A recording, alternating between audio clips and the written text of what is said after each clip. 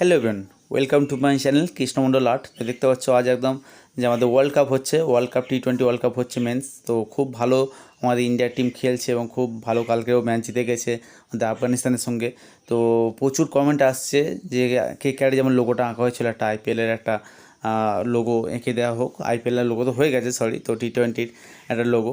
তো সেটা দেখতে পাচ্ছ, লোগোটা পুরো কমপ্লিট ড্রয়িং করেছিলাম আমি প্রায় এক সপ্তাহ আগে। তো আজ আমি সেটা কালার করে দেখাচ্ছি। এখানে দেখো আমি ফেব্রিক কালার ইউজ করছি। তো ফেব্রিক কালার ইউজ করে একটাই কারণ, অনেকে কালার কেনার প্রবলেম হচ্ছে, ওয়াটার কালার পাচ্ছে না। তো ফেব্রিক কালার অ্যাভেলেবেল সব জায়গায় পেয়ে যাবে।